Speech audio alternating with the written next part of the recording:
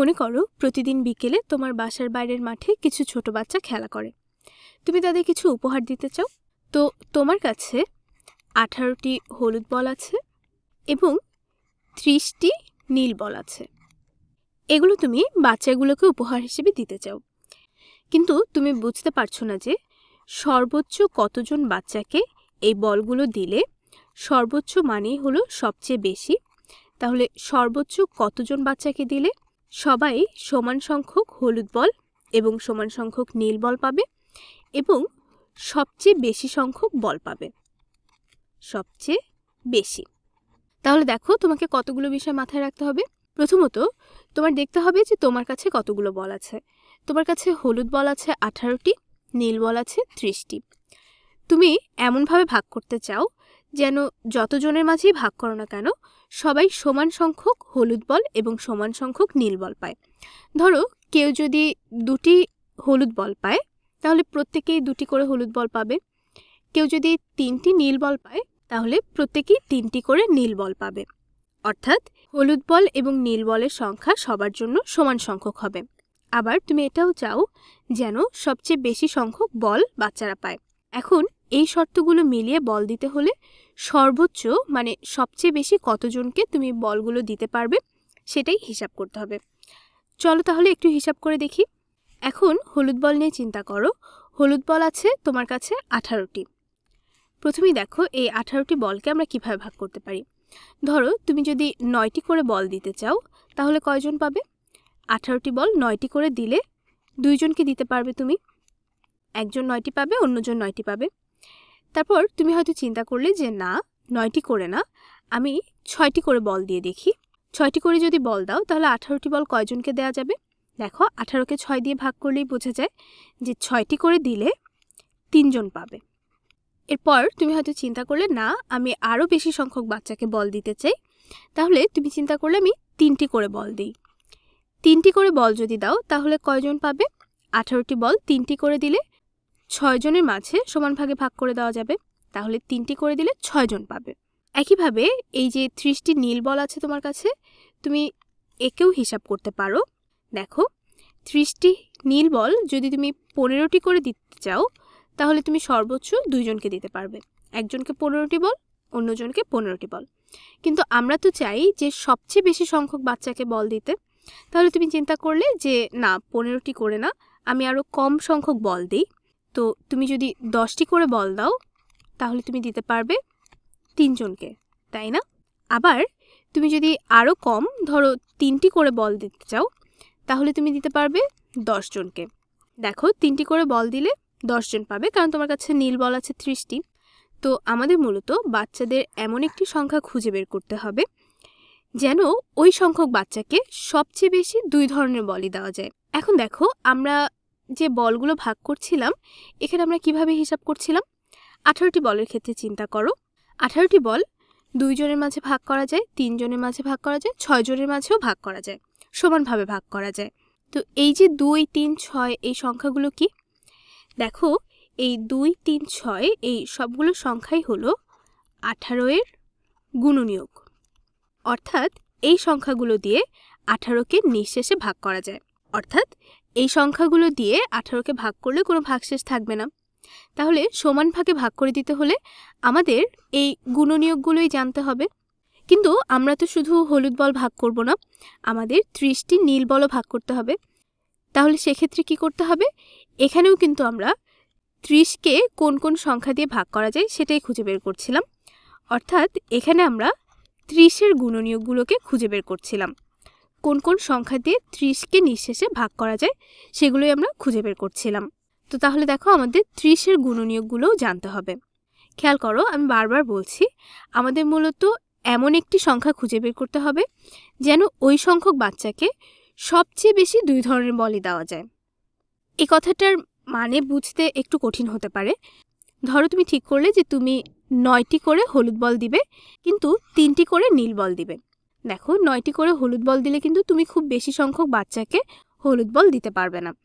দেখো 3টি করে নীল বল দিলে তুমি অনেকজন বাচ্চাকে নীল বল দিতে পারবে। কিন্তু তুমি যদি 9টি করে হলুদ বল দাও তাহলে মাত্র 2 জনকে তুমি হলুদ বল দিতে পারবে।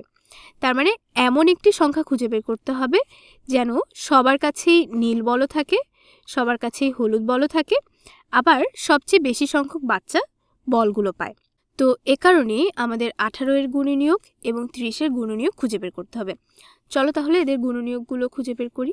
দেখো 18 এর গুণনীয়কগুলো হচ্ছে 18কে 1 দিয়ে ভাগ করলে আমরা পাই 18, 18কে 2 দিয়ে ভাগ করা যায়, 2 দিয়ে ভাগ করলে পাই 9, 18কে 3 দিয়ে ভাগ করা যায়, 3 দিয়ে ভাগ করলে আমরা পাই 6, 18কে 6 দিয়ে ভাগ করা যায়, 6 দিয়ে ভাগ করলে ভাগফল হবে 3, 18কে 9 দিয়ে ভাগ করলে ভাগফল হবে 2 এবং 18কে 18 দিয়েও ভাগ করা যায়, তাহলে ভাগফল হবে 1।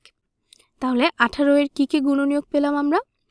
1, 2, 3, 6, 9 এবং 18। তাহলে দেখো এই যে 1, 2, 3, 6, 9, 18 এগুলো হলো 18 এর গুণনীয়ক। এখন একইভাবে আমরা 30 এর গুণনীয়কগুলোও খুঁজে বের করতে পারি।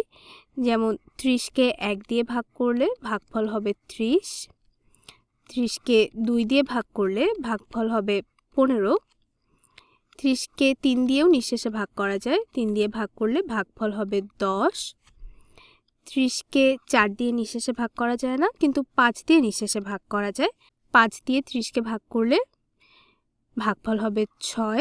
তারপর 30কে আবার দেখো 6 দিয়েও ভাগ করা যায়, সেক্ষেত্রে ভাগফল হবে 5। 30কে আমরা 10 দিয়ে ভাগ করতে পারি, 10 দিয়ে ভাগ করলে ভাগফল হবে 3। 30কে আমরা 15 দিয়ে ভাগ করতে পারি, তাহলে ভাগফল হবে 2। 30কে 30 দিয়ে ভাগ করলে ভাগফল হবে 1। তাহলে 30 এর কী কী গুণনীয়ক পেলাম আমরা? 1, 2, 3, 5, 6, 10, 15 এবং 30।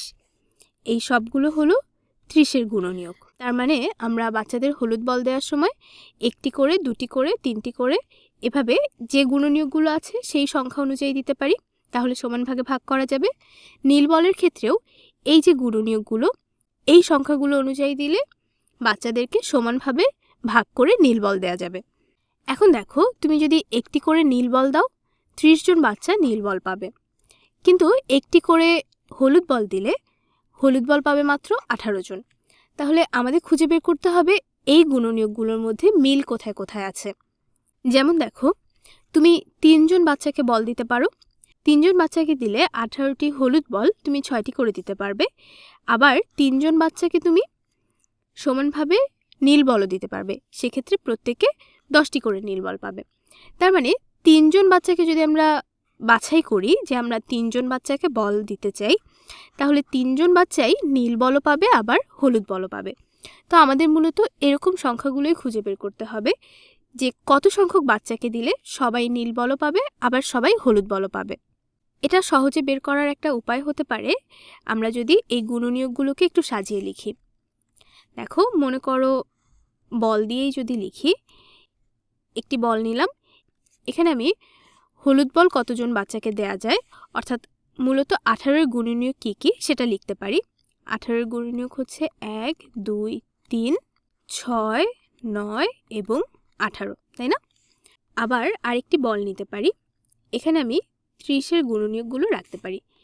30 এর গুণনীয়ক কী কী আমরা দেখেছি, 30 এর গুণনীয়ক হলো 1, 2, 3, 5, 6, 10, 15 এবং 30।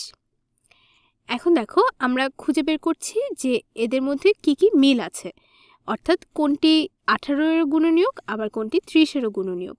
দেখো 1, 18 এবং 30 দুটি সংখ্যারই গুণনীয়ক, 2, 18 এবং 30 দুটি সংখ্যারই গুণনীয়ক, 3ও দুটি সংখ্যারই গুণনীয়ক, আবার 6ও দুটি সংখ্যারই গুণনীয়ক।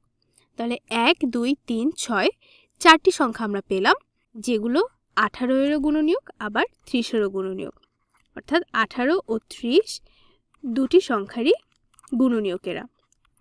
তো দেখো এর মানে হলো আমি যদি বাচ্চাদেরকে বল দেই, একটি বাচ্চাকে দিলে হলুদ বলও পাবে নীল বলও পাবে, দুটি বাচ্চাকে দিলেও হলুদ বল এবং নীল বল সমান ভাগে ভাগ করা যাবে, 3টি বাচ্চাকে যদি আমি হলুদ বল দিই, নীল বল দিই, তাহলে সবাই হলুদ বলও পাবে, নীল বলও পাবে। এখন আমরা এরকম সর্বোচ্চ সংখ্যাটা খুঁজে বের করতে চাচ্ছি যে সর্বোচ্চ কতজন বাচ্চাকে আমি বলগুলো সমান ভাগে ভাগ করে দিতে পারি। তো এই যে সাধারণ গুণনীয়কগুলো দেখো, এদের মধ্যে সর্বোচ্চ হচ্ছে মানে সবচেয়ে বড় হচ্ছে 6। তার মানে আমি যদি 6 জন বাচ্চার মধ্যে বলগুলো ভাগ করে দিই, তাহলে সবচেয়ে বেশি সংখ্যক বাচ্চা পাবে, সবাই নীল বল পাবে, সবাই হলুদ বলও পাবে। তো এখন দেখো, এই যে 1, 2, 3, 6 এদেরকে আমরা বলতে পারি 18 এবং 30-এর সাধারণ গুণনীয়ক। সাধারণ গুণনীয়ক মানে হলো যে গুণনীয়কগুলো 18-এরও গুণনীয়ক আবার 30-এরও গুণনীয়ক। 6 হচ্ছে সবচেয়ে বড় বা সবচেয়ে বড়কে আমরা গরিষ্ঠ বলতে পারি। গরিষ্ঠ কথাটির মানেই হলো সবচেয়ে বড়। তাহলে 6 হচ্ছে গরিষ্ঠ সাধারণ গুণনীয়ক, মানে সাধারণ গুণনীয়কগুলোর মধ্যে 6 হচ্ছে সবচেয়ে বড়। এই যে গরিষ্ঠ সাধারণ গুণনীয়ক, একে সংক্ষেপে আমরা বলি গসাগু। তার মানে এই যে এতক্ষণ ধরে আমরা হিসাব করলাম, এখান থেকে আমরা মূলত 18 এবং 30-এর গসাগু খুঁজে বের করলাম। এই 6 হলো 18 ও 30-এর গরিষ্ঠ সাধারণ গুণনীয়ক বা গসাগু। তো দেখো, তোমার যদি গসাগু সম্পর্কে ধারণা থাকতো, তাহলে তুমি খুব সহজেই হিসাবটা করতে পারতে। হিসাব করার ফলে এখন আমরা কি পেলাম, যে আমরা সবচেয়ে বেশি 6 জন বাচ্চার মধ্যে বলগুলো ভাগ করে দিতে পারি। আর 6 জন বাচ্চার মধ্যে ভাগ করে দিলে প্রত্যেকেই হলুদ বলও পাবে সমান সংখ্যক, নীল বলও পাবে সমান সংখ্যক। এটাই মূলত গসাগুর কাজ। তো দেখো, গসাগু আমরা কিভাবে বের করেছি। আমরা প্রথমে যে দুটি সংখ্যা নিয়ে কাজ করছি তাদের গুণনীয়কগুলো খুঁজে বের করেছি। তারপরে দেখেছি যে তাদের মধ্যে সাধারণ গুণনীয়ক কী কী আছে, আর সাধারণ গুণনীয়কের মধ্যে সবচেয়ে বড় বা গরিষ্ঠ যে গুণনীয়ক সেটাই হলো গসাগু।